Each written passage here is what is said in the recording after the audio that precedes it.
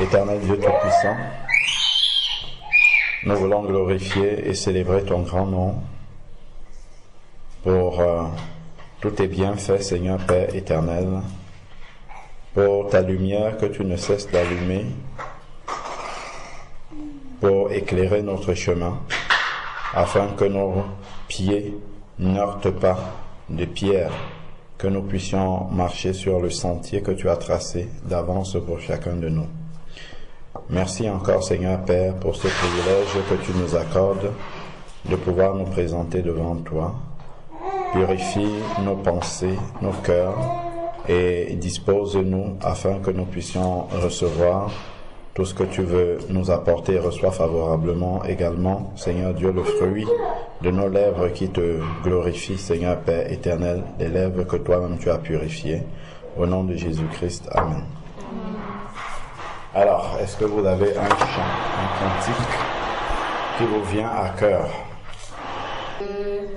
Est si merveilleux l'amour de Dieu, est si merveilleux l'amour de Dieu, est si merveilleux, oh quel amour, oui l'amour de Dieu, l'amour de Dieu, est si merveilleux l'amour de Dieu.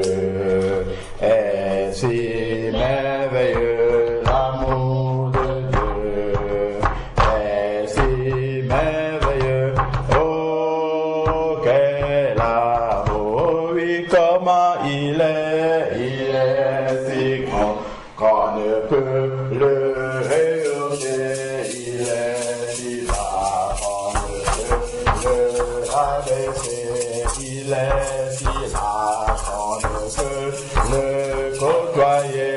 Oh quel amour, oui comment il est si haut qu'on ne peut le rehausser, il est si bas qu'on ne peut le rabaisser, il est si là qu'on ne peut le côtoyer. Oh quel amour, oh oui l'amour de Dieu, l'amour de Dieu, est si merveilleux, l'amour de Dieu, est si merveilleux, l'amour de Dieu, est si merveilleux, oh quel amour, oui comment il est si haut, qu'on ne peut le rehausser, il est si bas, qu'on ne peut le rabaisser, il est si large, qu'on ne peut le côtoyer, oh quel amour. De loin surpasse ce qu'on peut dire, un cœur humain, plus grand que les espaces, l'abîme. Il nous attend pour Le péché de notre monde donna à Jésus et nous pardonne au Père profonde, sauve-les perdus. L'amour de Dieu, si fort, si tendre, est un amour sans fin. Tel est le chant que font entendre les anges et les saints. Versez le vent, faisons les ondes, changer le ciel en parchemin.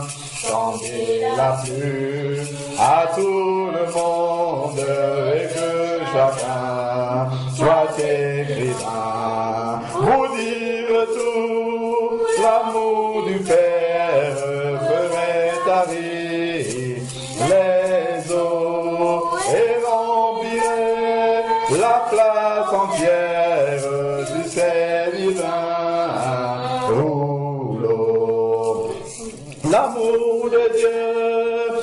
fort, si tendre, est un amour sans fin. Quel est le chant que font entendre les anges et les saints, et que le monde un jour chancelle avec les trônes et les rois. Trembleront tous les rebelles, soudain saisis d'un grand effroi. De Dieu l'amour, que rien ne lasse pour nous encore vivra. C'est le miracle de la grâce. Amen, alléluia. L'amour de Dieu, si fort, si tendre, est un amour sans fin. Quel est le chant que font entendre les anges et les saints. Amen. L'amour de Dieu est grand et merveilleux.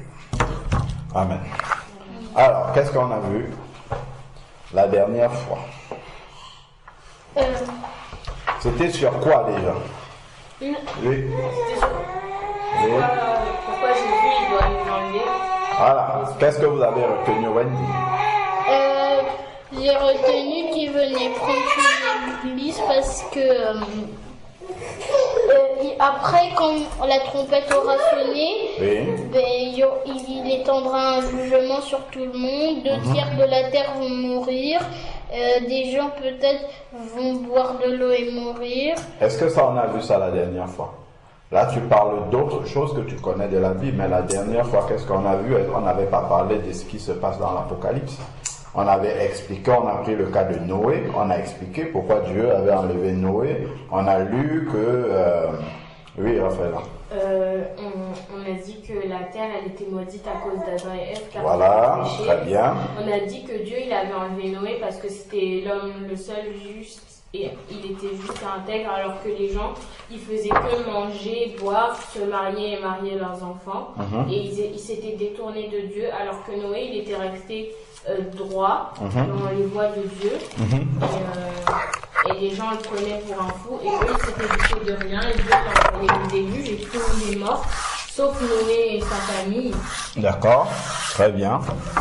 Voilà, et puis on a lu dans Matthieu chapitre 24 au verset 36 et 37, on a dit que nul ne connaît ni l'heure ni le jour, d'accord, et on a dit qu'il en sera de même au moment de l'enlèvement. Est-ce que vous vous rappelez? On a dit que la même chose va se passer pendant l'enlèvement. Dieu va venir enlever les saints, ceux qui l'attendent, qui sont prêts, et les gens ne vont se douter de Rien. Les chrétiens auront disparu, les chrétiens. Ceux qui sont prêts, on va dire ça comme ça, ok, auront disparu et les gens ne vont se douter de rien. Est-ce qu'on avait dit qu'on devait lire le verset sur l'enlèvement aujourd'hui? Oui. Ok, bon. On va prendre 1 Thessaloniciens. 1 Thessaloniciens chapitre 4. C'est un passage à bien connaître dans la Bible du verset 13 au verset 18. 1 Thessaloniciens chapitre 4. Oui, 1 Thessaloniciens chapitre 4 de 13 à 18. C'est le passage qui parle de l'enlèvement de l'Église.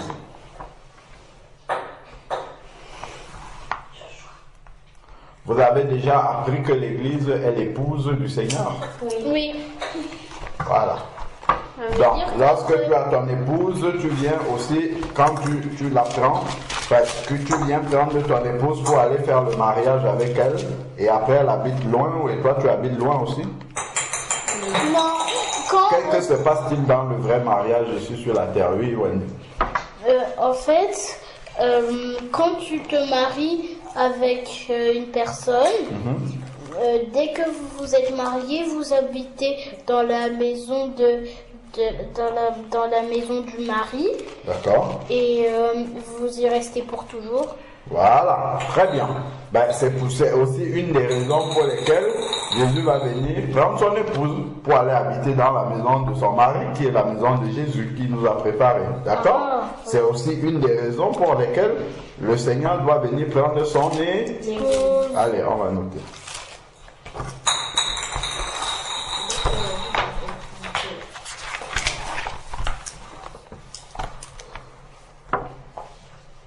On écrit un verset.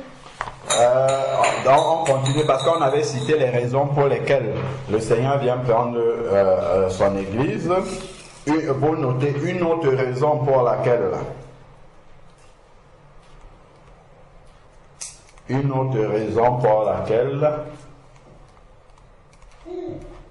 Jésus vient prendre les saints. Une autre raison pour laquelle Jésus vient prendre les saints. Les saints, c'est ceux qui ont été sanctifiés par Jésus. D'accord? Ils ont été lavés, purifiés, leurs péchés ont été effacés et ils ont été mis à part pour Jésus. C'est ça être saint. D'accord? Une des raisons pour lesquelles Jésus vient prendre les saints, entre parenthèses, son épouse, fermez la parenthèse. Pardon. Son épouse, fermez la parenthèse. D'accord? Une des raisons pour lesquelles Jésus vient prendre les saints. Les saints, c'est S-A-I-N-T-S. Ok? Oui. Entre parenthèses, son épouse. Qu'est-ce qu'on a dit? J'ai une autre raison pour laquelle Jésus vient prendre les saints, entre parenthèses son épouse. Oui, qu'est-ce qu'on a dit? Quelle est l'idée qu'on veut écrire? Qu'est-ce qu'on a dit ça tout à l'heure? L'idée c'est que parce que quand on s'est marié avec Dieu, après il doit nous emmener à... Non, déjà dans le vrai, on a parlé déjà du mariage terrestre ici. Une des raisons dans son épouse, virgule. Une autre raison pour laquelle Jésus vient prendre les saints, entre parenthèses son épouse, est que après le mariage, on a dit, est que après le mariage,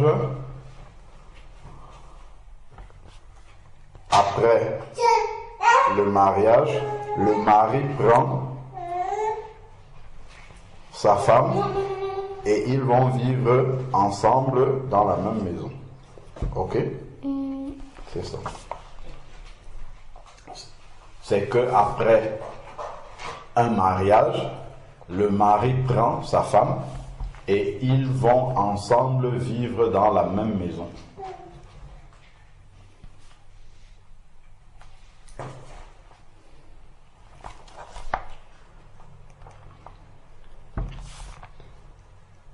Ils vont ensemble vivre dans la même Maison. Même terre.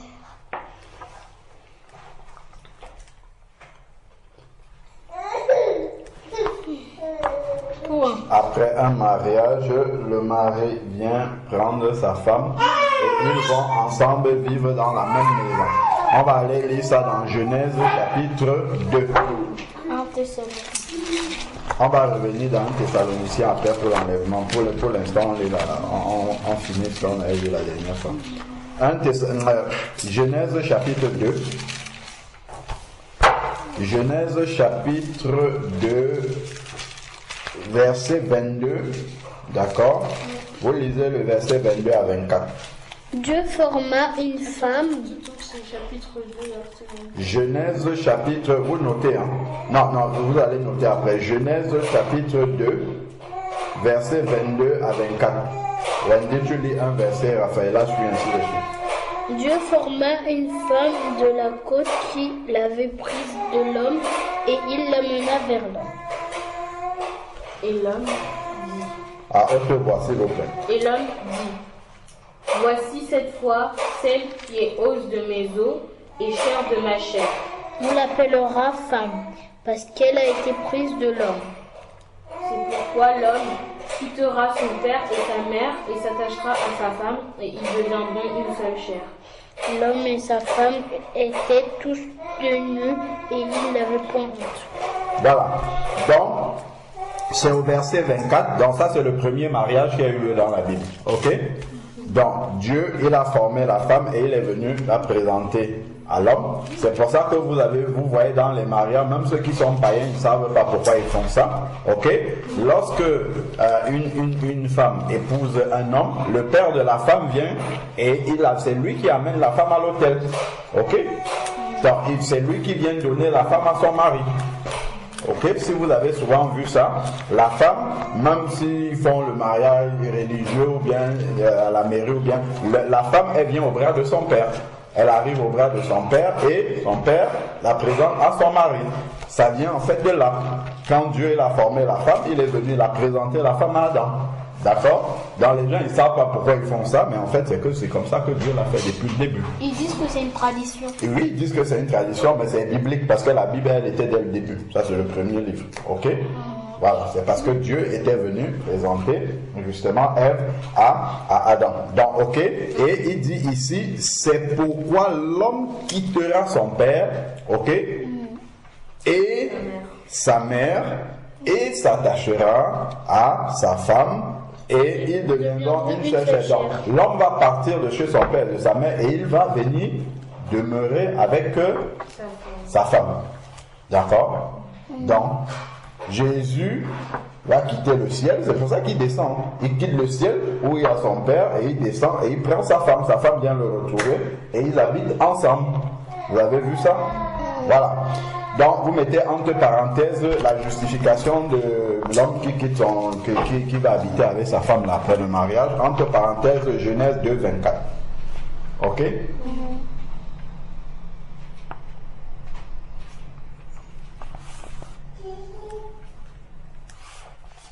Vous avez vu que actuellement, on n'habite pas encore physiquement avec Jésus-Christ. C'est pour ça qu'il y a encore les problèmes. Parfois, on est infidèle à Dieu. Hein? Mais quand on sera tous les jours avec Jésus-Christ, il n'y aura plus ces problèmes-là. Voilà. C'est pour ça que malheureusement, il peut arriver aussi que quand un homme ne vit pas là où sa femme vit, qu'il y ait des problèmes. Ok? Il y a des difficultés. C'est pour ça que Dieu veut qu'un homme habite avec sa femme. Ok? Voilà. Dans Genèse 2, verset 24. Donc on retourne. Donc ça c'est une autre raison pour laquelle Jésus vient enlever son épouse. Voilà. Alors, donc on va dans 1 Thessaloniciens maintenant, ça c'est pour aujourd'hui. Comment va se dérouler l'enlèvement de l'Église? Vous pouvez noter ça comme étant le titre. Comment va se dérouler l'enlèvement de l'Église? Comment va se dérouler l'enlèvement des saints, si vous voulez? Se débrouiller. Non, dérouler. Ou comment se déroulera l'enlèvement des saints, ou comment va se dérouler, comme vous voulez, l'enlèvement des saints. Ok?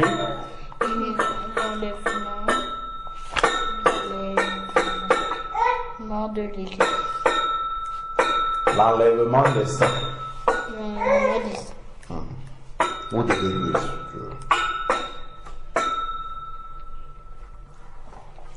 C'est bon? Alors, allons-y. On a dit, entre parenthèses, 1 Thessaloniciens 4, 13 à 18. 1 Thessaloniciens.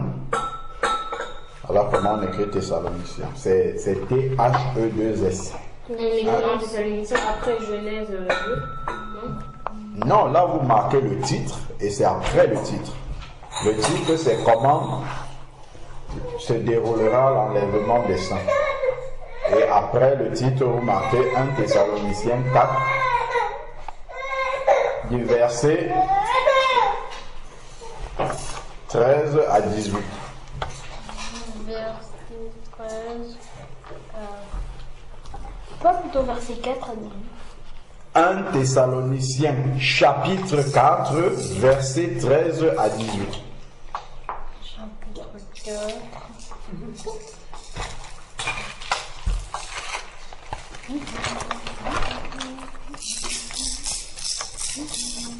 C'est bon?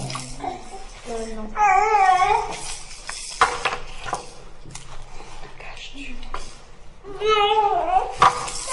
Alors, donc, vous ouvrez 1 Thessaloniciens 4.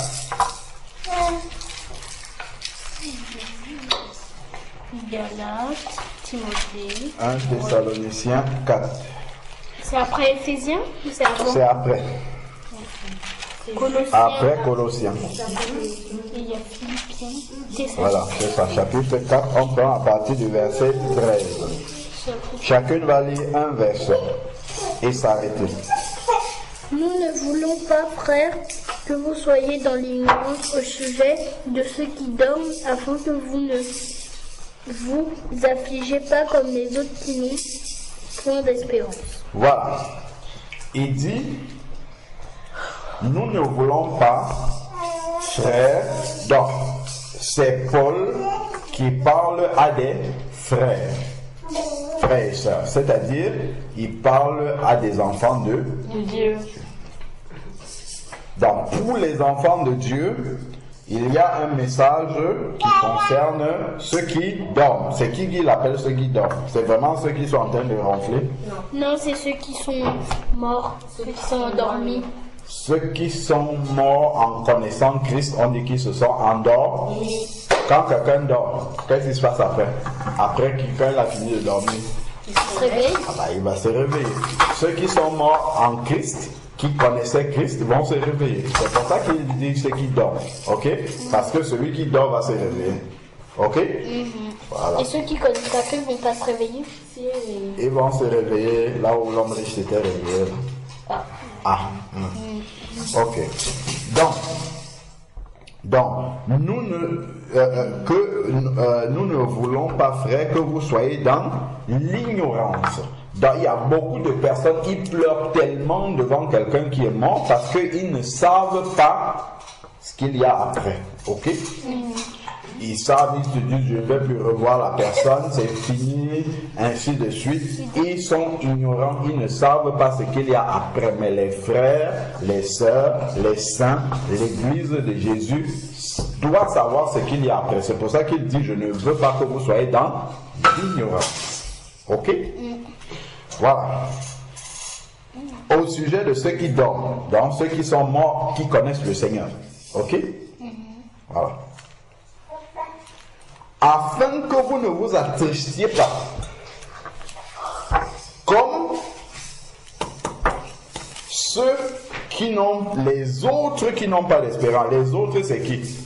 Ceux qui ne sont pas l'épouse de Jésus-Christ. C'est ça. Ceux qui ne connaissent pas Jésus-Christ, eux, ils sont dans l'ignorance et ils sont tellement tristes parce qu'ils savent que c'est la dernière fois qu'ils voient cette personne. D'accord? Et ils ne savent même pas ce qu'il y a après. Ils disent qu'il n'y a rien après la mort. Voilà, ils disent qu'il n'y a rien après la mort, mais quand tu rêves, il y a bien quelque chose. Ok? Donc, il ne veut pas que ceux qui sont de Dieu soient dans l'ignorance, parce que Dieu a révélé ce qui se passe après. D'accord? Lorsqu'on est enfant de Dieu, ce qui vient après, lorsque quelqu'un ferme les yeux et on dit qu'il est mort là, on sait ce qui vient après. Ok? Bon, qu'est-ce qui vient après? Donc, il ne veut pas que nous soyons tristes comme ceux qui n'ont pas d'espérance. D'accord? Verset 14. Qui a lu le 13? Mort. Car si nous croyons que Jésus est mort et qu'il est ressuscité, croyons aussi que Dieu ramènera par Jésus et avec lui ceux qui sont morts. Voilà. Il dit, en effet, si nous croyons que Jésus est mort et qu'il est ressuscité, est-ce que vous croyez que Jésus est mort et qu'il est ressuscité? Oui. Voilà. Croyons aussi que Dieu ramènera par Jésus-Christ et avec lui ceux qui se sont endormis. Donc, de la même manière que Christ est mort et ensuite il est ressuscité, ceux qui lui appartiennent aussi vont mourir et ressusciter comme lui. Pourquoi? Parce que Jésus-Christ est venu montrer le chemin, d'accord, par lequel doit passer tous ceux qui le suivent. C'est-à-dire, quand tu suis quelqu'un, d'accord, tu le suis, la personne va devant, ce qu'elle fait, tu fais aussi. C'est ça être un disciple de Christ. Un disciple, c'est quelqu'un qui se discipline pour faire comme son maître, d'accord. Donc, le chemin par lequel le maître est passé, c'est le chemin par lequel les disciples vont passer. C'est pour ça qu'il a dit, je suis le chemin. Il n'a pas dit, je suis un chemin. Il a dit, je suis le chemin, le seul chemin. Tu demandais, est-ce que les musulmans, tout ça, ne peuvent pas être sauvés aussi? Il a dit, je suis le chemin. Il n'a pas dit, je suis un chemin. Si tu choisis Mohamed, tu n'es pas sur ce chemin-là. Si tu choisis Bouddha, tu n'es pas sur ce chemin-là. D'accord? Il a dit, je suis le chemin. Donc, il y a un seul chemin. Donc, quand il dit, voici le chemin, ça veut dire que le chemin par lequel le maître est passé, c'est le même chemin par lequel les disciples doivent passer. C'est pour ça que Jésus, qui n'avait pas besoin de se faire baptiser, est venu se faire baptiser par Jean-Baptiste. Ok? Pour montrer à ceux qui vont devenir ses disciples le chemin par lequel il faut passer. Donc ils doivent aussi se faire baptiser. D'accord? Il a annoncé la parole de Dieu, il a guéri les malades. Ça veut dire que les disciples de Jésus-Christ doivent aussi annoncer la parole de Dieu et guérir les malades. Jésus a été persécuté. Il faut aussi s'attendre, on s'est moqué de lui. Il faut aussi s'attendre que on va aussi te persécuter, on va aussi se moquer de toi. D'accord? Comme lui. Donc, de la même manière qu'il est mort, il faut t'attendre aussi à ce que si tu meurs, Jésus, comme il est ressuscité, toi aussi tu meurs. Ressuscité, comme lui. Ok? Donc c'est tout pareil. Est-ce qu'on est d'accord? Jusque-là. Voilà. Maintenant, comment ça va se passer concrètement? Donc Jésus n'était pas resté dans la tombe. Le troisième jour, il est ressuscité. Ah, il est ressuscité. Donc de la même manière, nous aussi, Ça veut dire que si nous après tu ressuscites. Comment? Ça veut dire que si tu es mort, après 3 jours après, tu ressuscites. Après 3 jours, tu peux ressusciter, oui. Mais ce n'est pas 3 jours, lundi, mardi, mercredi. Ah. Un jour, c'est comme 1000 ans pour le Seigneur, et 1000 ans, c'est comme un jour. D'accord? Donc, quand on dit 3 jours, ce n'est pas forcément 3 jours que tu comptes dans ton calendrier, 3 jours. D'accord? Le temps que tu vas faire dans la terre, le temps que Jésus revienne, ça va faire 3 jours, mais on pourra voir ça plus tard. Ok?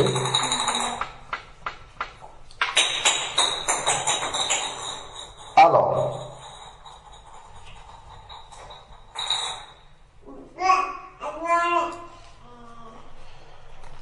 donc, continuons. Verset 15. Là, on commence réellement il commence à nous expliquer exactement comment ça va se passer. Verset 15. Qui a lu le 14? C'est moi. Ok, Wendy, le 15. Voici en effet ce que nous vous déclarons d'après la parole du Seigneur. Nous les vivants restés pour l'avènement du Seigneur, nous ne dévancerons pas ceux qui sont morts. Voilà. Chez moi, c'est nous ne dévancerons pas ceux qui sont endormis. Il dit, voici en effet ce que nous déclarons d'après la parole de Dieu. C'est le Seigneur qui lui a révélé ce qui va se passer. Ok? Parce que nous, on ne peut pas imaginer ni deviner, c'est Dieu seul qui sait ce qui va se passer. Et il a expliqué cela à l'apôtre Paul. D'accord? Il dit, nous les vivants, donc ceux qui sont encore vivants, restez pour l'avènement du Seigneur. Donc il y aura 2 groupes d'enfants de Dieu. Il y a ceux qui sont déjà morts avant, ok, qui connaissaient Dieu, qui sont morts avant, comme par exemple Étienne qui a été lapidé, comme par exemple Pierre, comme Paul, ainsi de suite, ils sont déjà morts, ok. Donc ceux-là qui sont morts et qui connaissaient Jésus-Christ, leur corps est dans la tombe, d'accord? Mais il y a encore ceux qui sont vivants. C'est pour ça que on avait lu le passage dans Matthieu 24 où il disait l'un sera pris et l'autre sera laissé. Ça c'est pour ceux qui sont encore vivants pendant l'enlèvement. Mais on ne va pas dévancer, c'est-à-dire que ceux qui sont encore vivants ne vont pas partir avant ceux qui sont déjà morts. Ok? C'est ça qu'il appelle devancer, d'accord? Ils ne partiront, il n'y aura pas un groupe de ceux qui sont vivants qui partiront et après ceux qui sont morts viendront par la suite. D'accord? Il dit, ça va se passer en même temps.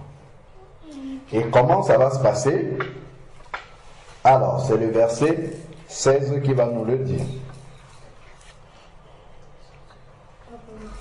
Car le Seigneur lui-même a un signal donné à la voix d'un archange et au son de la trompette de Dieu, descendra du ciel, et les morts en Christ ressusciteront premièrement. Voilà. Est-ce que vous avez compris? Ça veut dire que quand la trompette sonne, ils montent? Non. On a dit ils ressusciteront, on n'a pas dit qu'ils monteront. La trompette sonne, Jésus descend du ciel, c'est ce qui est écrit. Hein? Du ciel. Oui. C'est ce que je lis ici. À la voix de l'archange de la trompette de Dieu descendra du ciel. Et les morts en Christ ressusciteront en premier lieu. Ok? Donc à la trompette, Jésus il descend du ciel et ceux qui sont morts, dont les corps sont dans la tombe, ils ressuscitent. Concrètement, comment ça va se passer? Ça veut dire quoi concrètement? Pratiquement, manifestement, comment ça va se passer? On a vu l'histoire de l'homme riche et de Lazare, n'est-ce pas? Oui. Quand l'homme riche est mort, son corps était où? Dans la tombe. On a dit qu'il a été enseveli. Ok? Mais il y a son qui est parti dans le séjour des morts. De même Lazare aussi, les anges l'ont emporté dans le royaume des cieux. Voilà. Donc, Lazare, il est là-bas avec le corps que Dieu lui a donné dans le ciel. Il parlait, enfin, Abraham parlait, ainsi de suite. D'ailleurs, même Abraham était aussi là-bas. Ok? Et lorsque la trompette va sonner, ceux qui sont dans le ciel là-bas, ok? Leur âme ou leur esprit qui est là-bas, ok? Va redescendre avec Jésus, mais eux, ils vont reprendre le corps qu'ils avaient, ok? Que Dieu aura transformé. C'est ça, ressuscité pour eux. C'est ça, d'accord? Donc, ceux qui sont morts en Christ vont revenir à la vie. À la vie là-bas, ok? Donc, c'est un peu comme si ceux qui sont morts, leur âme est montée au ciel, Dieu va les faire, pour un instant, revenir à la vie comme nous là. Pour qu'on ait un seul groupe de vivants, d'abord, ok? Pour que tous ceux qui sont en Christ se retrouvent vivants. D'accord? À la fois ceux qui étaient déjà morts et ceux qui sont encore en vie, pour que ça fasse un seul groupe. D'accord? Ceux qui sont morts en Christ, c'est ceux qui sont morts et qui étaient prêts pour être enlevés. Si la trompette avait sonné au moment où ils mouraient, ils seraient partis. Ok? C'est ceux-là qu'on appelle ceux qui sont morts en Christ. On va garder un doigt ici. On va aller dans Apocalypse pour voir quelque chose. Ok? On va aller dans Apocalypse.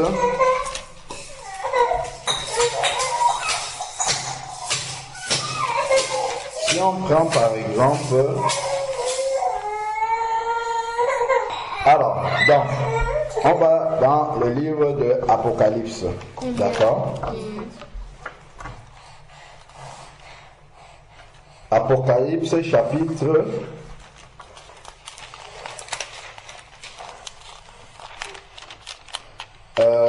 Apocalypse chapitre 7. Prenons Apocalypse chapitre 7.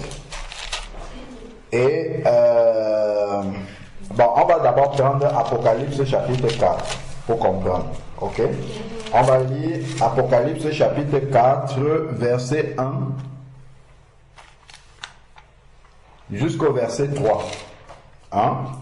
Apocalypse 4, verset 1 à 3. Vous lisez. Après cela, je regardais, et voici une porte était ouverte dans le ciel. Très bien. La première voix que j'avais entendue, comme le son d'une trompette, et qui me parlait, dit « Monte ici, et je te ferai voir ce qui doit arriver dans la suite. » Ça vous rappelle quoi?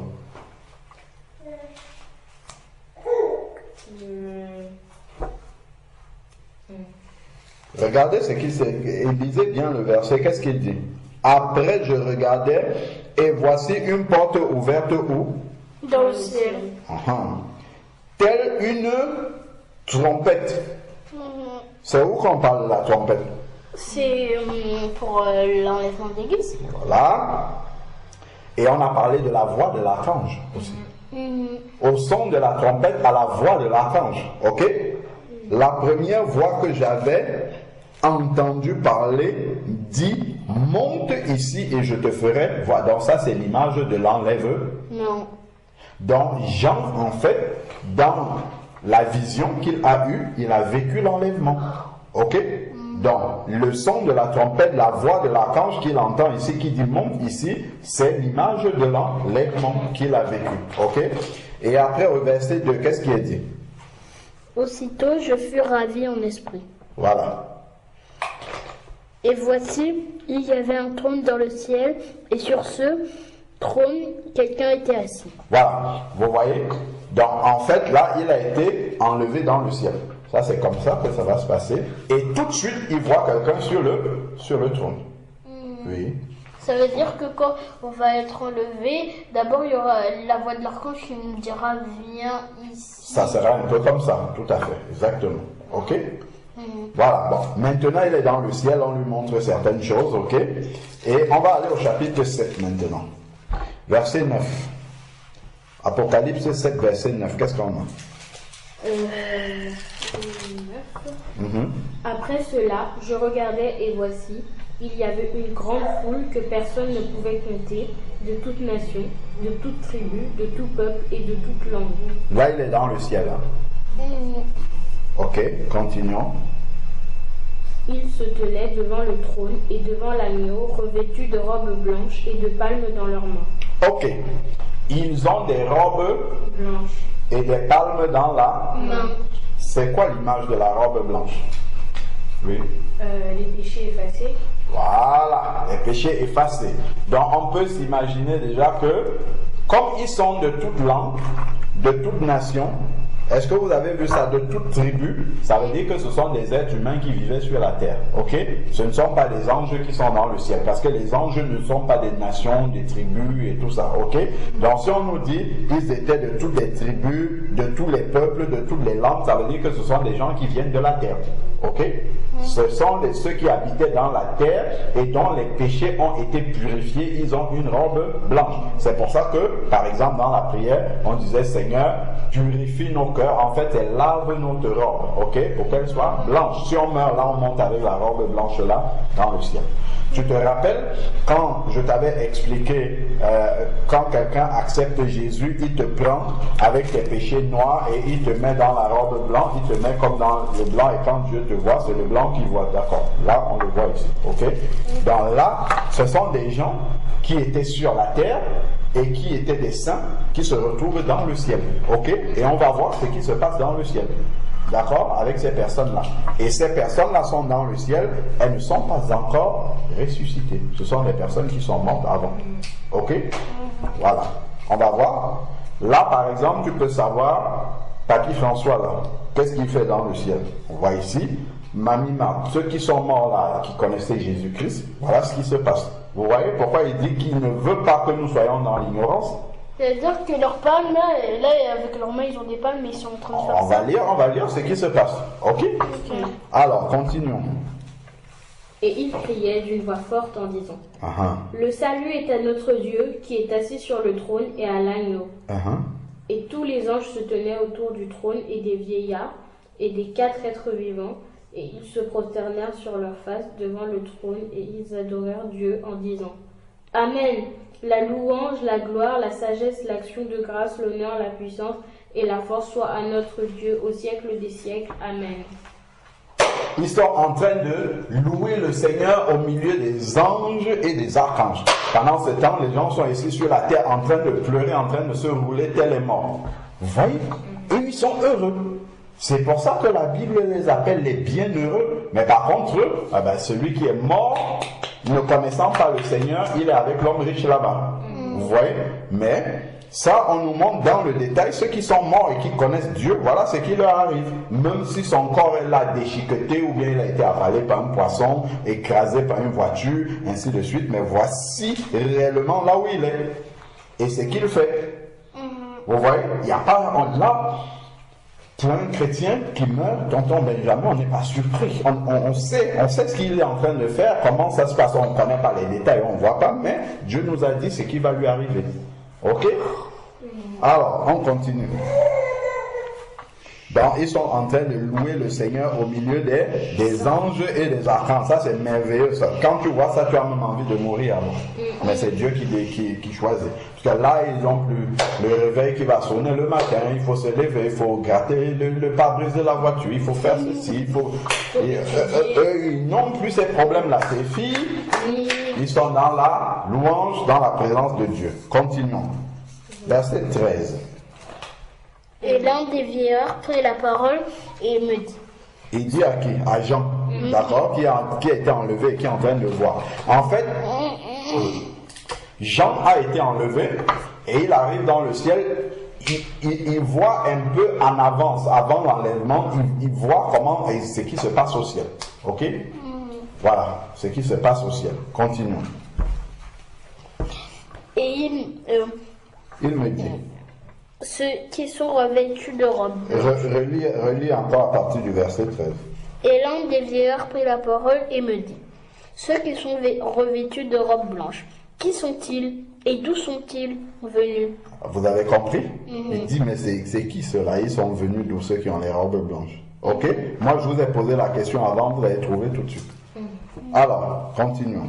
Je lui dis, mon Seigneur, tu le sais.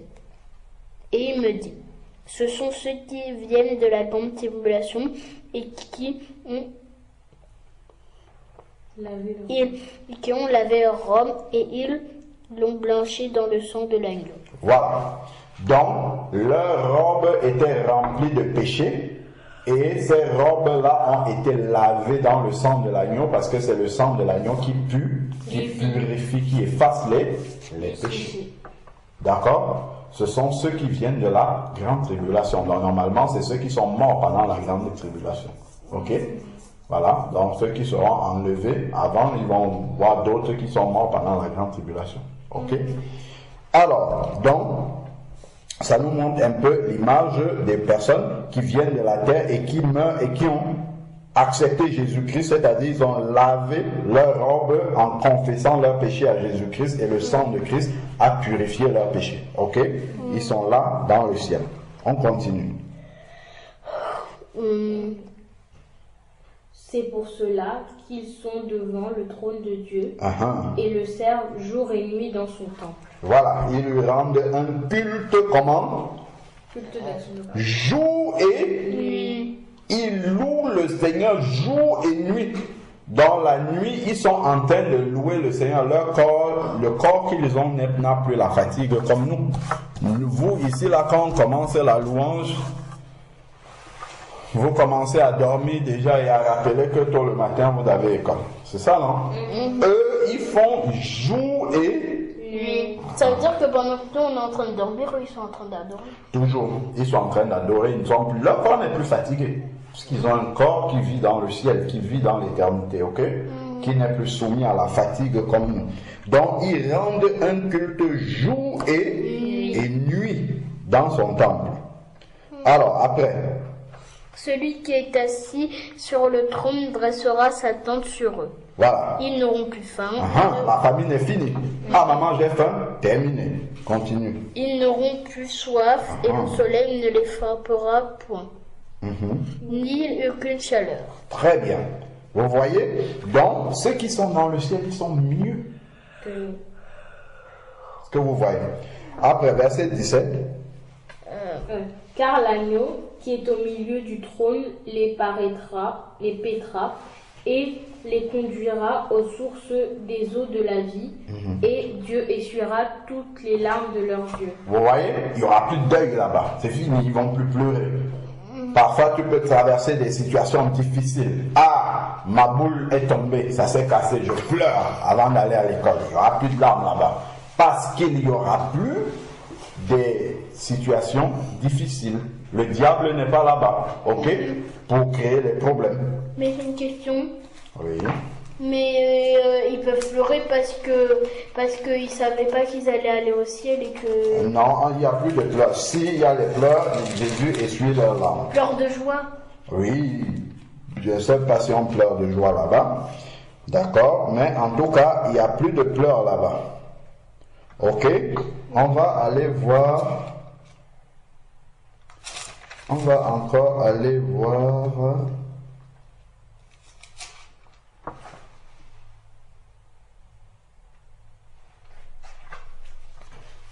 Alors, Apocalypse chapitre 14. Allons encore voir là-bas.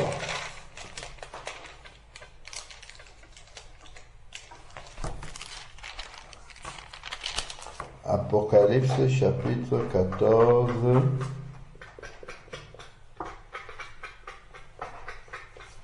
D'accord? Alors, Apocalypse chapitre 14. Attendez, je regarde. Quel verset?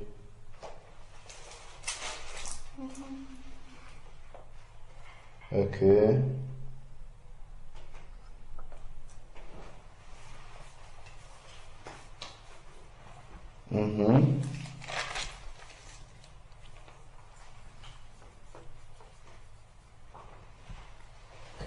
Ok, bon, on peut lire aussi Apocalypse chapitre 14, verset 1. On va lire de 1 à 5, par exemple.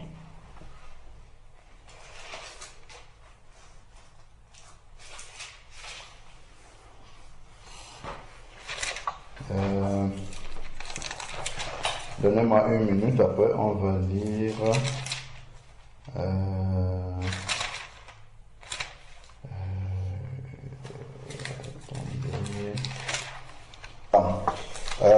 Donc, on a vu dans Apocalypse 7 comment ceux qui sont dans le ciel, comment ils adorent le Seigneur, ils ont des palmes, ils ont des robes blanches, ok. Donc, on va lire aussi dans Apocalypse chapitre 6. Ok, Apocalypse chapitre 6.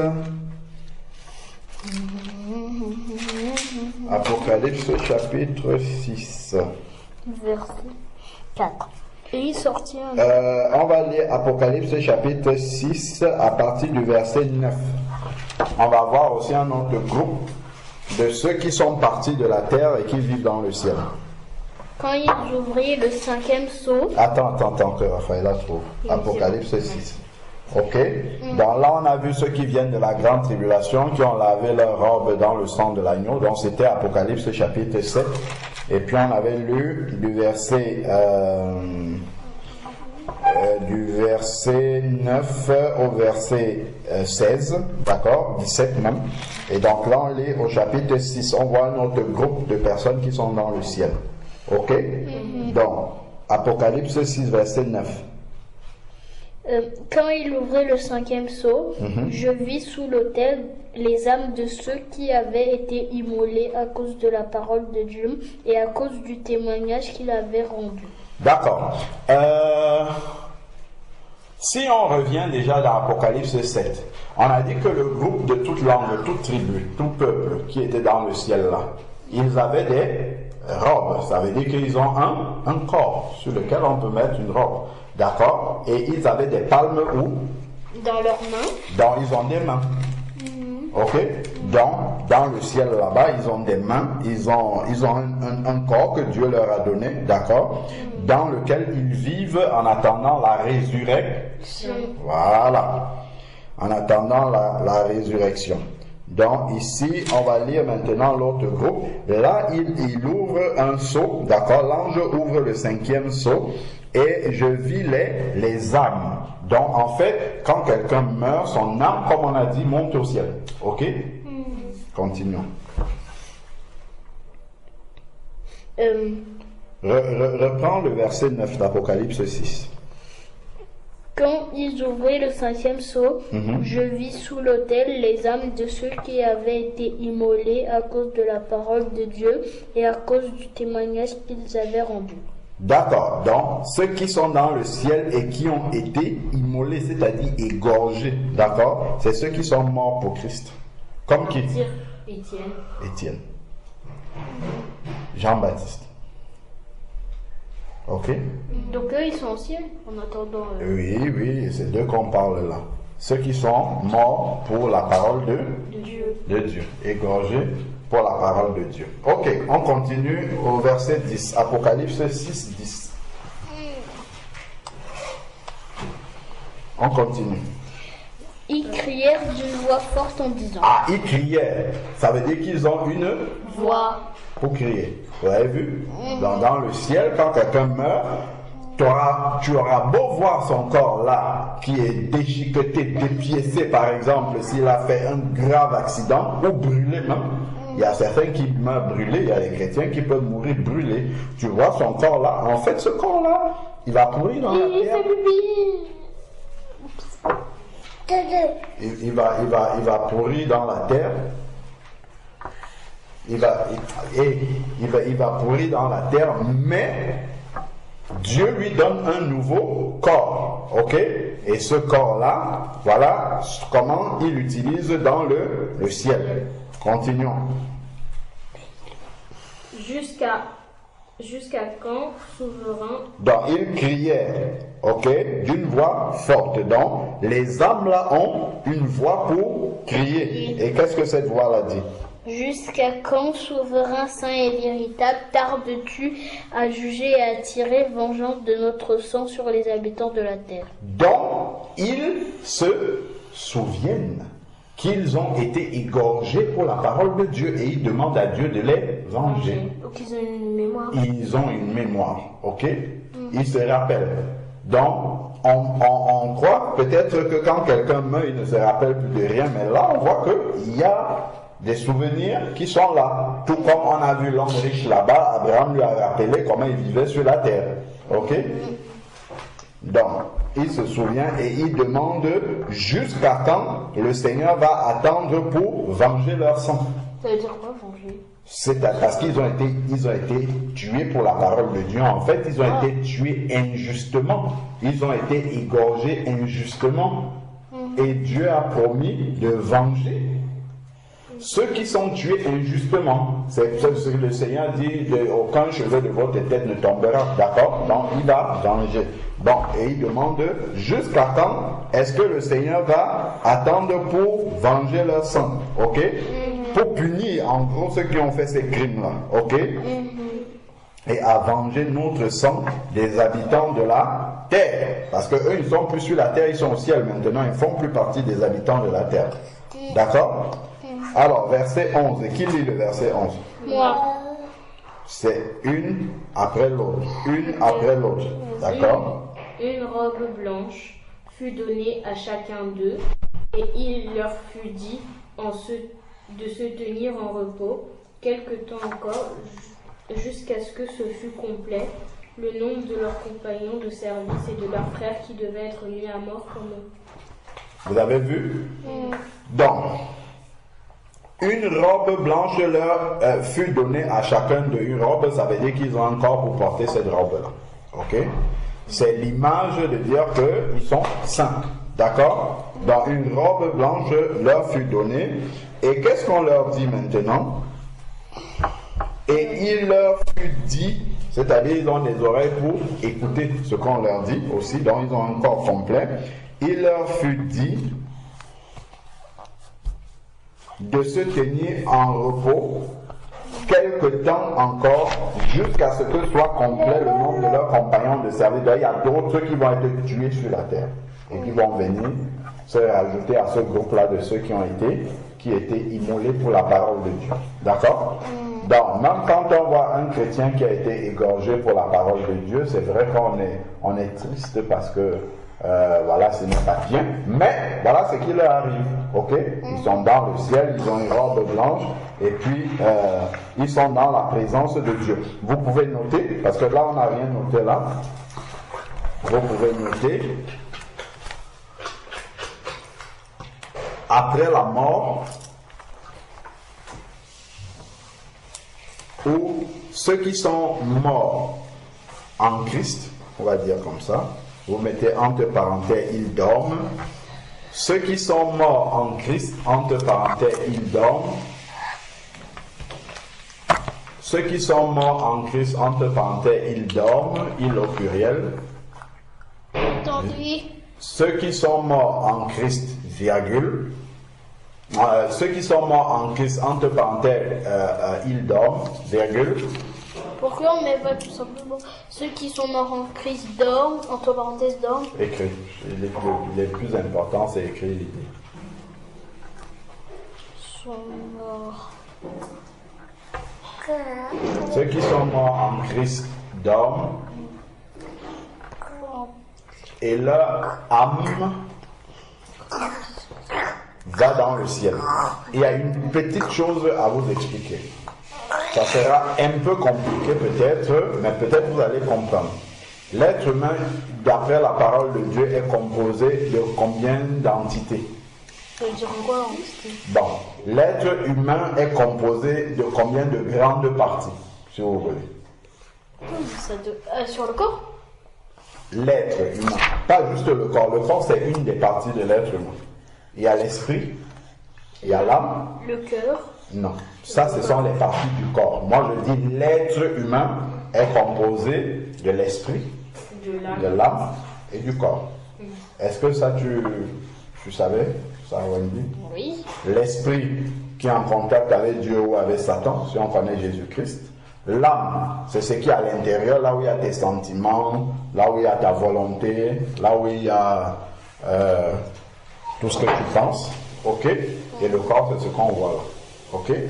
Donc quand tu meurs, ce qu'on voit là, l'enveloppe, le corps, il va dans la terre, mais l'âme à l'intérieur et l'esprit, ensemble, vont, ou bien? Dans le ciel. Ou bien? Dans le séjour des morts. Voilà. D'abord. Et l'âme, c'est là où tu as ta conscience et tout ça. C'est pour ça qu'il se rappelle. L'homme riche, il se rappelle, d'accord, parce que son âme va avec lui. Ok? Voilà. Son âme va avec son esprit, là où il a décidé d'aller. Alors, donc, qu'est-ce qu'on a dit? On dit que ceux qui sont morts en Christ, entre parenthèses, ils dorment et leur âme va dans le ciel. Voilà, voilà. Et leur âme va dans le ciel. Leur âme Oui, leur âme vont dans le ciel et attendent la résurrection. Vont dans le ciel et attendent la résurrection. La résurrection là arrive au moment de l'enlèvement. D'accord? Et attendent la résurrection.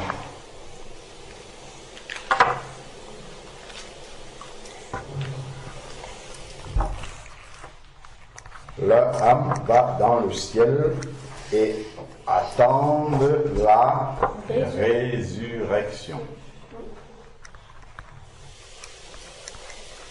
Donc, on va mettre entre parenthèses Apocalypse 7. On a lu du verset 9 au verset 17. Entre parenthèses Apocalypse chapitre 7, verset 9 à 17. Apocalypse chapitre 6, verset 9 à 11. Chapitre 4. Ah non, 9. Apocalypse 7, verset 9. Apocalypse 7, verset 9 à 17. Et Apocalypse 6, verset 9 à 11. 6, verset 9 à 11.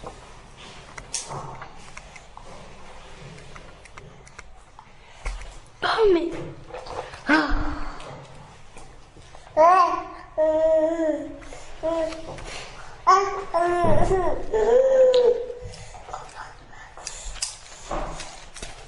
C'est bon?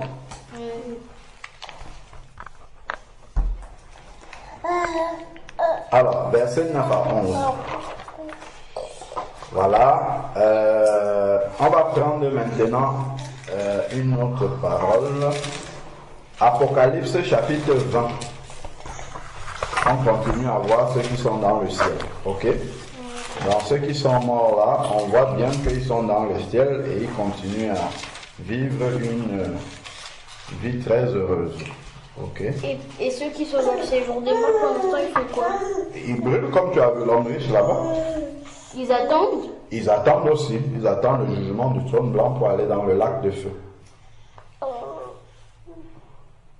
Alors, Apocalypse chapitre 20, verset 4. On lit Apocalypse 20, verset 4. Et je vis des trônes, et à ceux qui s'y assirent fut donné le pouvoir de juger.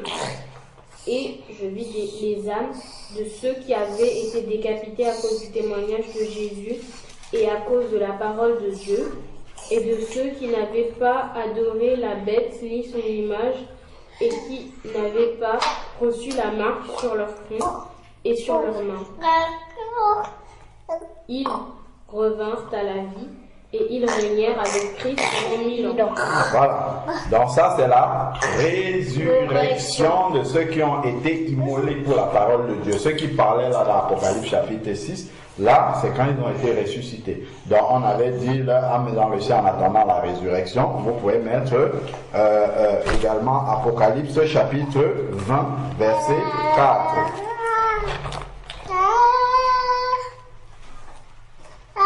Et vous pouvez lire le verset 5 aussi. Le verset 5 va répondre à la question que tu as posée tout à l'heure, Olivier. Vous pouvez lire le verset 5? Oui, attendez. Oui. Les autres. Attendez. Attends, elle est en train de noter Apocalypse 4, Apocalypse 20, verset 4.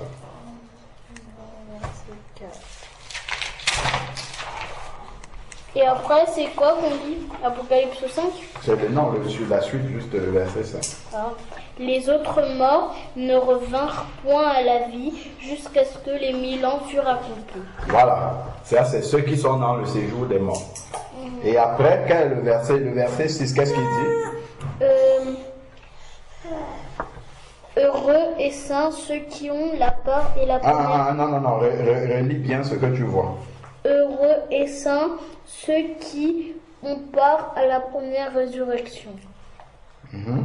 La seconde mort n'a point de pouvoir sur eux, mais ils seront sacrificateurs de Dieu et de Christ, et ils régneront avec lui pendant 1000 ans. D'accord, vous avez compris? Heureux et saints ceux qui ont part à la première résurrection.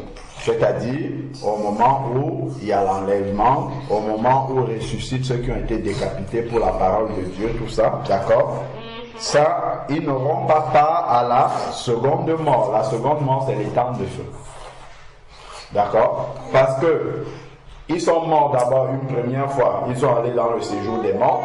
Et si on lit la suite là dans Apocalypse 20, il nous est dit que le séjour des morts, d'ailleurs on peut lire. Apocalypse chapitre 20, lisons le verset 14 et 15. Et la mort et le séjour des morts furent jetés dans les temps de feu. C'est la seconde mort. Quiconque ne fut pas trouvé écrit dans le livre de vie fut jeté dans les temps de feu. Voilà, la seconde mort, c'est les temps de feu, d'accord? Il meurt d'abord une première fois, il va attendre dans le séjour des morts. On a vu comment ça se passe là-bas pour l'homme riche, d'accord? Là, on voit maintenant comment ça se passe aussi pour Lazare dans les détails, dans le ciel. Et ici, il nous est dit qu'il ne ressuscite pas avant les 1000 ans, ok? Mais après les 1000 ans, il ressuscite et le séjour des morts, avec les morts qui sont dedans, versent dans les temps de feu, ça c'est la seconde mort. C'est comme s'ils mouraient encore de manière, et ils vont dans un lieu qui est plus difficile que le premier lieu où ils étaient, ok? C'est ça qu'on appelle l'enfer, les temps de feu. Ça veut dire qu'après, ils prennent le corps et ils les jettent. Ceux qui étaient dans le séjour des morts, c'est ce qui est écrit là, c'est écrit ici, la mort et le séjour des morts furent jetés dans les temps de feu. On prend le contenu, on les verse dans les temps de feu et là, Qui reste pour l'éternité. et ça grille surtout beaucoup plus les temps de feu. C'est plus en bas que le séjour des morts? C'est à côté.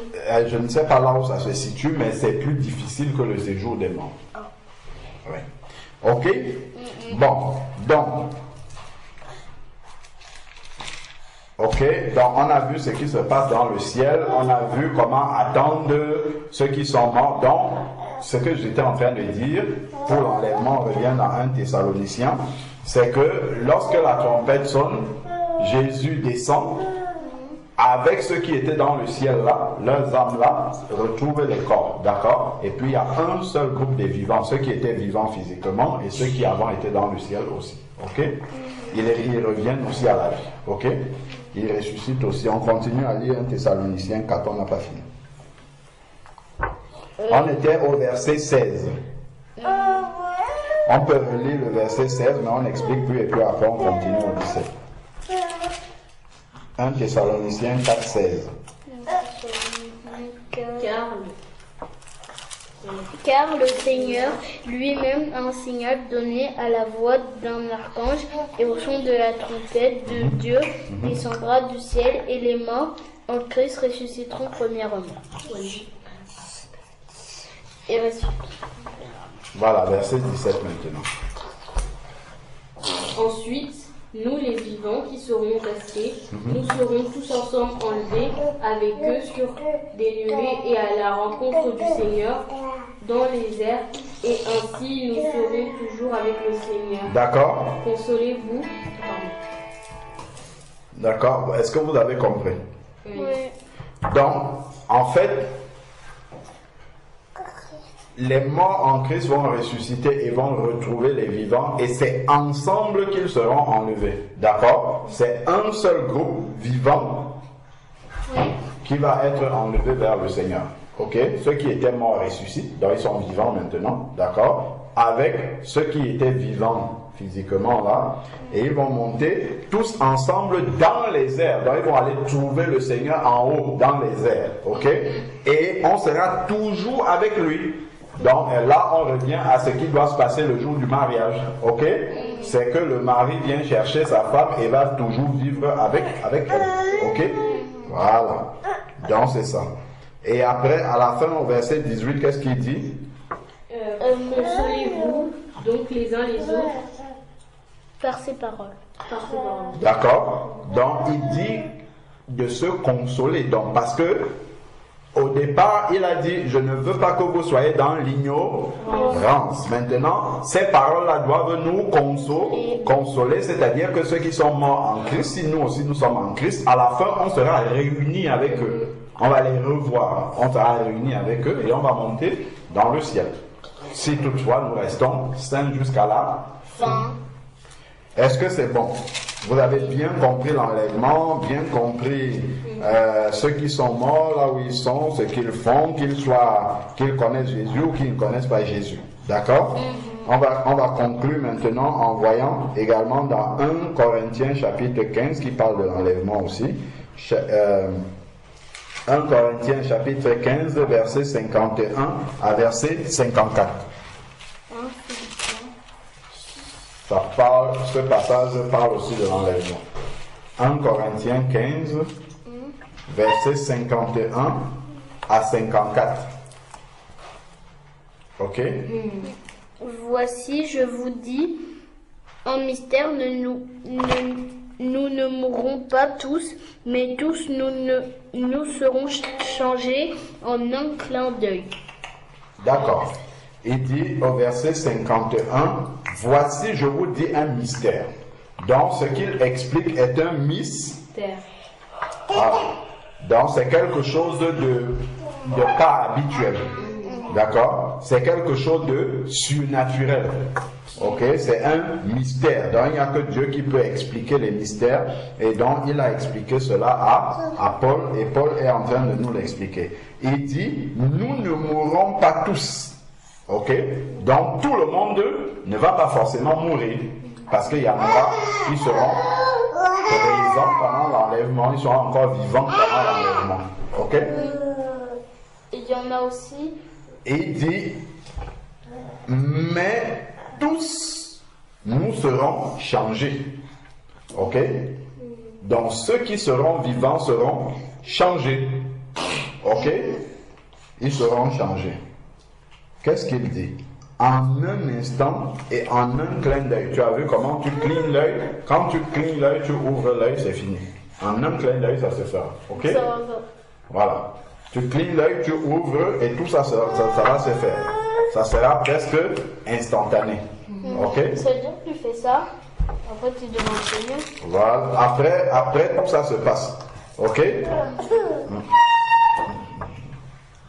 Alors, donc on continue, on reste concentré. Nous serons changés, voilà, en un clin d'œil, verset 52, à la dernière trompette. Continuons la lecture du verset 57. Du verset 52, pardon. La trompette sonnera et les morts ressusciteront, incorruptibles, et nous serons changés. Voilà, vous avez compris, les morts ressusciteront incorruptibles, c'est-à-dire qu'ils vont ressusciter avec un corps qui ne peut plus pécher. Ok? Voilà, le corps incorruptible est un corps qui ne peut plus pécher, et donc sur ce corps-là, il n'y aura plus les conséquences du péché. La maladie, par exemple, c'est les conséquences du péché. La mort, par exemple, c'est les conséquences du péché. Vous vous rappelez que Dieu a dit à Adam dans le jardin d'Éden, le jour où tu mangeras du fruit de l'arbre de la connaissance du bien et du mal, tu mourras. Donc, maintenant qu'il ressuscite incorruptible, ce corps-là, il n'y a plus les conséquences du péché dessus. Donc, par exemple, quelqu'un qui a une malformation, qui est aveugle, qui est boiteux, qui est manchot, voilà, c'est quelqu'un qui n'a pas de main, d'accord? Voilà, donc c'est la conséquence du péché. Ce sont des conséquences du péché, ok? Donc, tous les corps n'auront plus les conséquences du péché, c'est ça, incorruptible, ok? Et ils ne pourront plus pécher. N'auront plus les conséquences du péché et ne pourront plus pécher, vous notez. Un corps incorruptible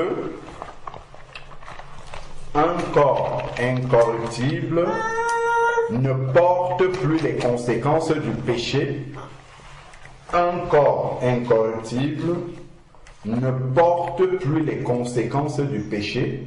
Entre parenthèses, exemple, maladie, infirmité, ... Ok? Un corps incorruptible ne porte plus les conséquences du péché. Entre parenthèses, un corps incorruptible ne porte plus les conséquences du péché. Entre parenthèses, infirmité, maladie, ... Dieu avait dit à Adam, tu mangeras à la sueur de ton front, là, ça sera fini. Ok? Et on mangera quoi au ciel? Ce que Dieu aura préparé, des mets succulents. De la manne. Du vin vieilli. C'est écrit dans Isaïe, si vous voulez, on pourra lire après. Du vin vieilli. Ce que Dieu nous a préparé pour le mariage céleste. C'est bon, le vin vieilli. À ton avis, vous vous rappelez aux noces de Cana quand Jésus a multiplié le vin? Qu'est-ce qu'ils ont dit? Ils ont dit qu'on a gardé le meilleur vin pour la fin. Voilà. Alors, on continue. Qu'est-ce qu'on a dit? Un corps incorruptible ne porte plus les conséquences du péché. Entre parenthèses, maladie, virgule, infirmité, ... ou etc. si vous voulez. Virgule, incorruptible. Infirmité. Ah oui. Maladie, infirmité, ... Des ... Et ne peut plus pécher. Il ne porte plus les conséquences et ne peut plus pécher. Ok? Donc il devient comme Christ, en fait. Voilà, c'est ça. Qui est sans péché. Oui, il devient comme Christ après la résurrection.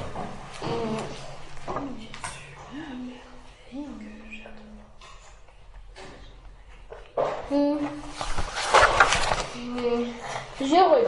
Un corps incorruptible ne porte plus les conséquences du péché. Entre parenthèses, maladie, infirmité, ... et ne peut plus pécher. D'accord, ok.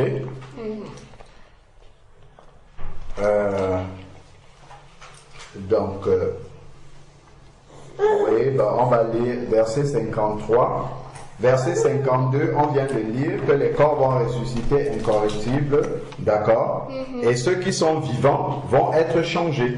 Changés, c'est-à-dire qu'ils vont passer du corps qui est corruptible, le corps qu'on a là maintenant avec les infirmités, les conséquences du péché, à un corps incorruptible. C'est-à-dire qu'ils vont être changés, ils vont passer du corps qui est comme on a là, à un corps qui est incorruptible, d'accord? Un corps qui ne peut plus pécher, qui n'est plus soumis à la mort. D'ailleurs, on met maladie, infirmité, virgule, mort. Écrivez aussi, rajoutez, parce que la mort, c'est une conséquence du péché aussi. Mais Okay? est-ce que ça va faire mal? Et note déjà. Est-ce que ça va faire mal? Tu as noté la mort? Oui. Est-ce que quoi va faire mal? Quand on va être changé? Non. Est-ce que ça va... C'est spirituellement. Quand Dieu intervient, il y a pas, c'est pas la médecine, ça va pas faire mal, il n'y aura pas d'anesthésie, il n'y aura rien. Ça va se passer en un instant.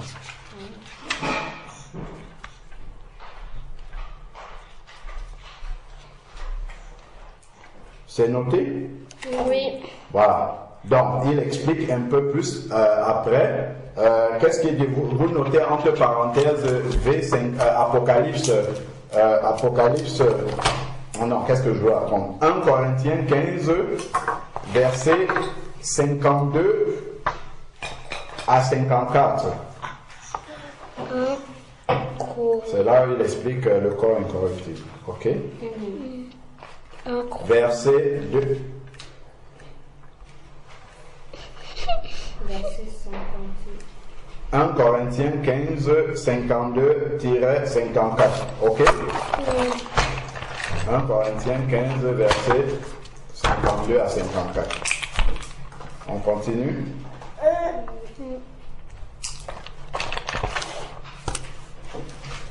Donc, continuons la lecture. Verset 53. On Corinthiens combien? 1 Corinthiens 15, verset 52 à 54. 54. C'est bon. On continue la lecture au verset 53. Donc on a dit changer, c'est passer du corps qui est corruptible, qui est soumis au péché avec ses conséquences, à un corps qui n'est plus soumis au péché, qui ne peut plus pécher et dont les conséquences du péché ne peuvent plus agir sur ce corps. Ok? Alors, verset 53. Car il faut que ce corps corruptible revête l'incorruptibilité et que le corps mortel revête l'immortalité. C'est ce que nous venons de dire. D'accord? Corruptible, c'est peut être soumis à la corruption. La corruption, c'est le péché. D'accord? Donc, incorruptible, ça veut dire n'est plus soumis à la corruption, donc n'est plus soumis au péché, avec ses conséquences. D'accord? Voilà. Donc, ensuite, le 54. Lorsque ce corps corruptible aura revêtu l'incorruptibilité et que ce corps mortel aura revêtu l'immortalité, alors s'accomplira la parole de Dieu qui est écrite. La mort a été engloutie dans la victoire. D'accord. Ok. Donc, le corps ne va plus mourir. Voilà. Donc, là, le corps incorruptible.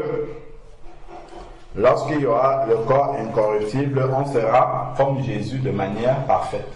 On sera parfait. Comme lui. Donc c'est l'accomplissement de Romains chapitre 8 verset 29 où il a dit que à tous ceux qu'il a choisis, à tous ceux qui ont été élus, il les a choisis et les a prédestinés à être semblables à l'image de son Fils. D'accord? C'est-à-dire que là, on va avoir vraiment, on sera comme Jésus, parfaitement. Ok? Voilà. Donc, voilà un peu sur l'enlèvement, sur ce qui se passe après la mort, sur ce qui vient après, ainsi de suite. C'est vrai qu'on a parlé du jugement des perdus, mais ça on avait vu déjà le jugement du trône où les petits, les grands venaient, et puis on lisait dans le livre de vie s'il y a leur nom, ce qu'ils ont fait, tout ça. Vous vous rappelez? Oui. Voilà. Est-ce que vous avez des questions? Ah oui, Esaïe sur ce que Dieu va nous préparer. C'est ça? Alors, Esaïe, je vais vous donner ça. C'est écrit un festin de mets succulents. Oh, ça va être trop bon. C'est bien, c'est une bonne question. Est-ce que quand Dieu va nous changer, est-ce que ça va faire mal? Non, ça va pas faire mal. Ok. Ésaïe.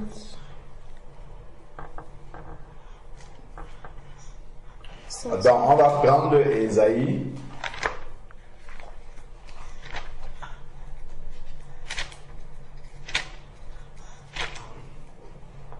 Alors, Ésaïe chapitre 25, verset 6. Ok? Ésaïe 25, verset 6. Ésaïe chapitre 25, verset 6. Ésaïe 25, verset 6. Qu'est-ce qui est écrit? Est-ce que vous avez trouvé déjà? Oui. Oui. L'Éternel des armées prépare à tous les peuples sur cette montagne un festin de mets succulents, un festin de vin vieux, de mets succulents pleins de moelle, de vin vieux clarifié. Et sur cette montagne, il a élanci le voile sur qui le voile tous les peuples. Voilà. Donc on sait, on a la carte du menu des noces de l'agneau. Ouais. Le mariage, voilà la carte du menu. Ok? Voilà. On sait ce qu'il y aura. Du vin vieux. Alors, Des mets succulents. puis là sur table, alors je prendrai du vin vieux. C'est bon? Oui. Est-ce que ça vous donne envie d'être enlevé? Oui. Enlevé en Christ. Oui. Voilà. Vous comprenez pourquoi il faut obéir à Dieu, obéir aux parents, obéir à la maîtresse, être sage, ne pas faire de bêtises, ne pas se retrouver dans les mauvais... Ne pas se retrouver dans les mauvaises choses qui sont faites par les camarades, les exhorter à ne pas faire ce qui est mauvais, ne pas être méchant, avoir de bonnes dispositions de cœur, ne pas murmurer dans son cœur, ainsi de suite. Se repentir lorsqu'on est tombé dans le péché, d'accord? C'est parce qu'il y a des récompenses qui sont incomparables avec quoi que ce soit, ok? Alors, sujet de prière. Sujet de prière. Qu'est-ce qu'on va noter? Sujet de prière. Normalement, vous devez noter les sujets de prière pour continuer à prier par rapport à ça dans la semaine. Sujet de prière, alors. Moi j'ai écrit comment être enlevé. C'était le sujet de prière la dernière fois? Oui. Pour être prêt pour l'enlèvement, il faut être saint. Et pour être saint, il faut marcher sincèrement avec Jésus. Et pour marcher sincèrement avec Jésus, il faut dire avec la bouche et le penser dans son cœur. Aussi, il faut être intègre et juste. Très bien. Très très bien. Donc ça, c'est des sujets de prière. De prier, Seigneur, je ne suis pas encore suffisamment intègre, aide-moi à être vraiment intègre. Seigneur, je ne suis pas encore suffisamment peut-être juste, aide-moi à être juste, et ainsi de suite. Ok? Voilà. Donc, sujet de prière pour aujourd'hui, qu'est-ce que vous notez? Les amis, sujet de prière pour aujourd'hui, qu'est-ce que vous notez par rapport à tout ce qu'on a vu? Que Dieu, déjà, qui nous aide à marcher comme il veut. Ok. À être juste et intègre. Oui. À pouvoir être saint. Oui, mais quand vous lisez les versets qu'on a lus là dans 1 Thessaloniciens, ça commence par quoi? Ça finit par quoi? Ça commence à ne pas être inquiet pour les gens qui sont morts et consolés même. C'est-à-dire que si tu arrives quelque part et que les gens sont en train de beaucoup pleurer parce qu'ils ont perdu un être cher qui était un enfant de Dieu, tu peux les consoler avec cette parole en disant, certes, il est mort, on sera séparés de lui pendant un moment, ça fait mal, mais maintenant il est dans la paix de Dieu, dans le repos de Dieu. Mais s'ils ne connaissaient pas Dieu, tu peux aussi les exhorter en disant, si vous connaissez Dieu au moment de la mort comme ça, vous allez retrouver le Seigneur dans le ciel. Ok? Donc, et après on peut leur dire que leur être cher est avec le diable. je pense pas que Ça va être un peu... je pense pas que c'est comme ça qu'on console quelqu'un, mais c'est la vérité ce que tu dis. Mais je ne pense pas que ce soit le moment de leur dire, mais eux-mêmes ils vont comprendre. Donc tu leur dis, Leur être cher n'est pas avec le diable, hein, parce que le diable, il n'est pas encore dans le séjour des morts. C'est à la fin qu'il va aller dans le lac de feu. Il n'est pas là-bas pour l'instant. Ok? Donc, leur être cher, il est avec l'homme riche là-bas dans le séjour des morts, vous savez. Ça, c'est la vérité.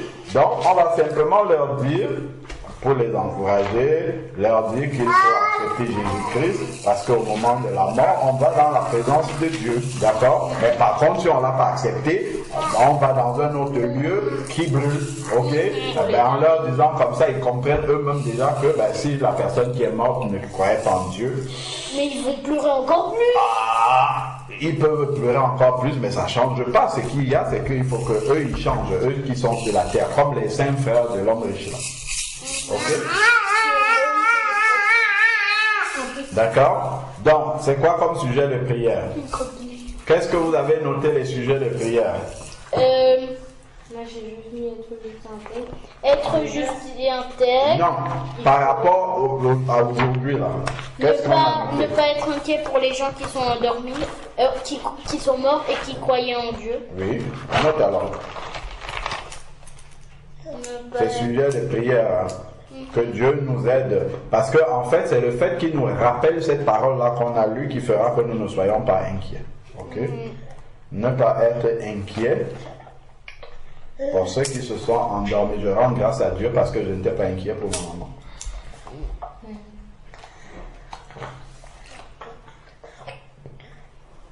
Et après, il y a aussi consoler.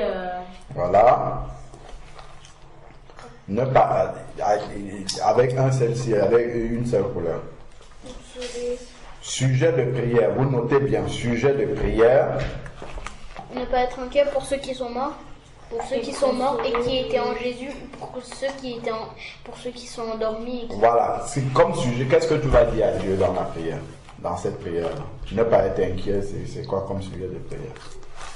Aide-nous à ne pas. Voilà, c'est ça. Que Dieu nous aide à ne pas être inquiet pour ceux qui sont morts en le connaissant.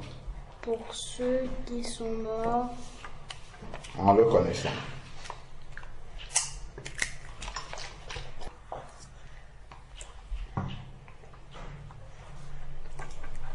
Que Dieu nous aide à ne pas être inquiets pour ceux qui sont morts en le connaissant.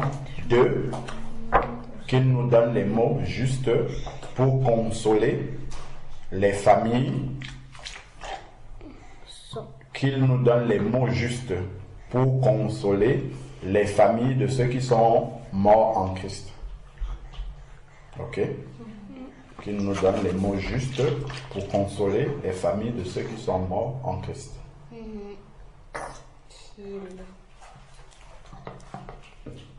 Et qu'il nous aide à être prêts pour l'enlèvement.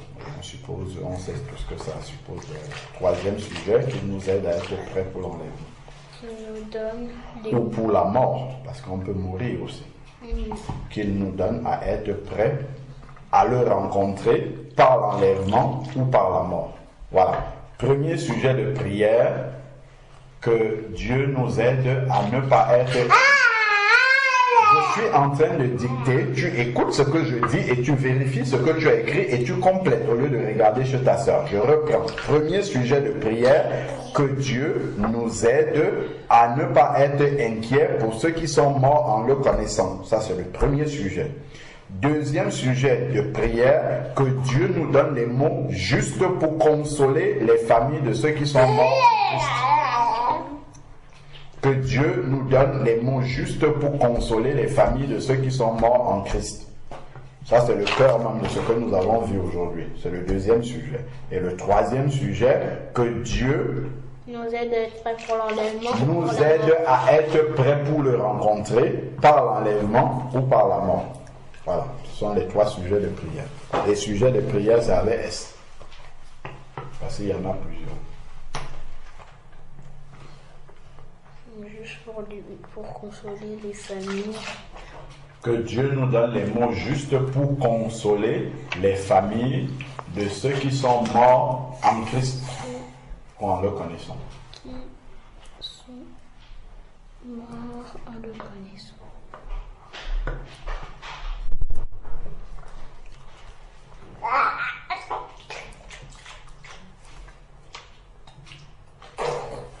Troisième sujet de prière, que Dieu nous aide à être prêts à le rencontrer par la mort ou par l'enlèvement. Point.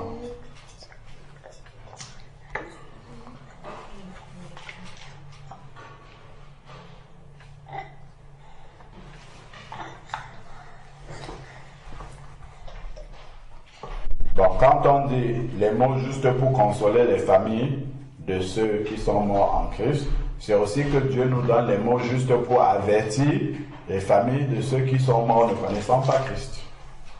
Ça peut être, vous pouvez mettre ça comme un quatrième sujet de prière, parce que c'est pas seulement ceux qui sont morts en Christ qu'on doit consoler, que Dieu nous donne aussi, parce que c'est d'autres mots qu'il va nous donner pour parler aux familles de ceux qui sont morts ne connaissant pas Christ. Vous pouvez noter ça, quatrième sujet de prière, que Dieu nous donne les mots juste pour parler aux familles de ceux qui sont morts loin de Christ. Parce que là, on peut insister sur certaines autres choses. D'accord? Donc on va faire ce que l'homme riche voulait que Lazare descende faire sur la terre. Ok? Monte faire sur la terre. Au lieu de descendre, puisque lui était au ciel. Mais ça veut dire qu'on va exaucer. Non, il faut d'abord monter, parce qu'après tu vas être perdu. Verset quatrième sujet de prière, que Dieu nous donne les mots justes pour parler aux familles de ceux qui sont morts loin de Christ.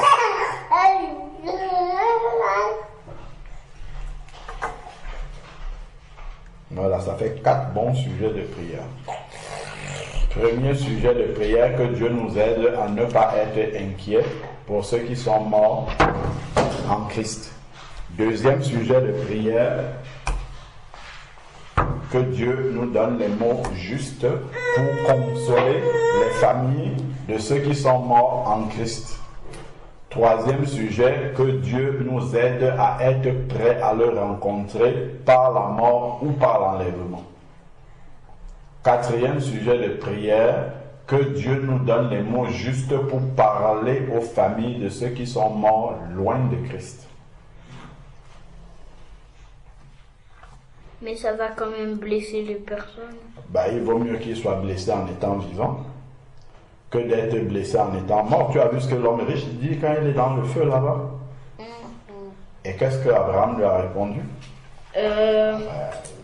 Ils ont Moïse et les prophètes. Moïse et les prophètes, ça va être nous maintenant. Parce que nous sommes encore vivants. Donc on peut encore parler. Que Dieu... Il vaut mieux que quelqu'un soit blessé en étant vivant et il peut encore changer quelque chose à sa vie que d'être mort et puis il ne peut plus rien changer. Non, elle blessée pour ceux qui sont morts en enfer. Ouais, malheureusement. Que Dieu nous aide. Que Dieu nous donne les mots justes pour parler aux familles de ceux qui sont morts loin de Christ. Là, c'est un peu difficile de les consoler parce que c'est encore plus difficile de savoir que la personne, non seulement elle est morte, mais elle est morte loin de Christ, donc elle est partie dans le feu qui brûle. Dans les temps de feu. Non, pas dans les temps de feu. Les temps de feu, c'est pas maintenant. Oui, c'est bon. Vous avez tout noté. Donc, on va prier pour ces sujets-là déjà maintenant, et après, vous pourrez continuer à prier pour ça dans la semaine et pour toute la vie tant que vous êtes vivant.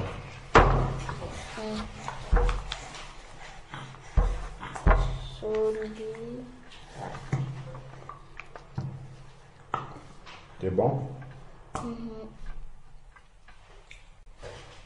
Donc, on se répartit les sujets de prière. Qui prend quel sujet? Moi, je prends le sujet, moi, je prends ne pas être inquiet pour les endormis. D'accord. Wendy? De toute façon, nous tous, nous allons prier pour tous les sujets, tout le temps. Chaque fois que Dieu nous les rappelle, mais maintenant, là, on choisit un sujet et on prie dessus. Que Dieu nous aide à donner les bons mots pour consoler les familles qui ont loin de Christ. À ceux qui sont morts loin de Christ. Ok. Bon, moi, je vais prendre pour parler, consoler les familles de ceux qui sont morts en Christ. Il y a un dernier sujet qui nous aide à être prêts pour l'enlèvement, nous tous, à être prêts pour aller rencontrer par la mort ou par l'enlèvement. Donc nous prenons, chacun de nous aura 2 sujets, d'accord? Son sujet plus celui-là, chacun de nous va prier pour ça, ok? Raphaëla, que Dieu nous aide à ne pas être inquiets et qu'il nous aide à être prêts à le rencontrer par la mort, par l'enlèvement. Wendy, que Dieu nous donne les mots justes pour parler aux familles de ceux qui sont morts loin de Christ et aussi pour que nous soyons prêts à le rencontrer par la mort, par l'enlèvement. Et moi, pour parler aux familles, consoler les familles de ceux qui sont morts en Christ et aussi pour que nous soyons prêts à le rencontrer par la mort ou par l'enlèvement. J'ai un petit sujet bonus. Oui. Qu'il nous aide à être prêt pour son prochain retour. C'est ce qu'on a dit là dans le être prêt à le rencontrer par la mort ou par l'enlèvement, c'est ce qu'on a dit. Donc tout le monde va prier pour ça.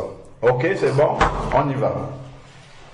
Seigneur, je te remercie pour la parole qu'on vient d'ouïr.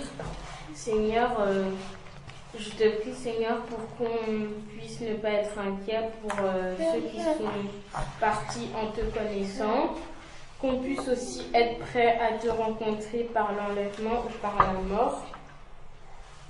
Au nom de Jésus-Christ, Amen. Amen.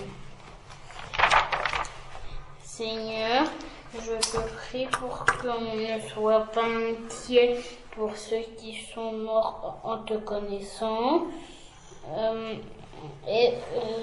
Je te prie aussi pour que tu nous aides à donner les bons mots juste pour consoler les familles de ceux qui sont morts en Christ. Je te prie aussi pour que tu nous aides à être prêts pour te rencontrer par la mort ou par l'enlèvement. Aussi pour que tu nous aides à donner les bons mots pour ceux qui sont morts loin de Christ. Au nom de Jésus-Christ. Amen. Amen. Éternel Dieu, nous te bénissons encore pour ta parole. Merci parce que ta parole est une véritable boussole, une lampe à nos pieds. Tu nous aides à ne pas être dans l'ignorance, de savoir, Seigneur Dieu, nous savons que le sujet de la mort est un sujet sur lequel l'être humain n'a pas de réponse, Seigneur Père éternel.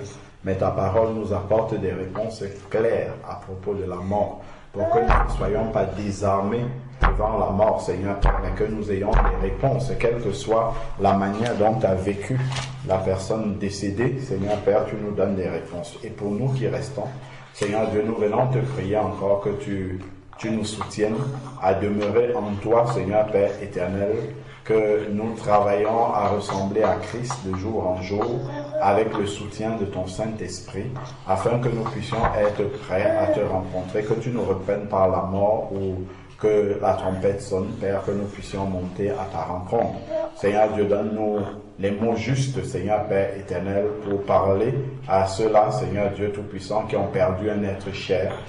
Que cet être cher soit allé auprès de toi ou loin de toi, Seigneur Père éternel, que nous ayons les mots pour leur parler, que ton nom soit loué, béni, d'éternité en éternité, au nom de Jésus-Christ. Amen. Amen.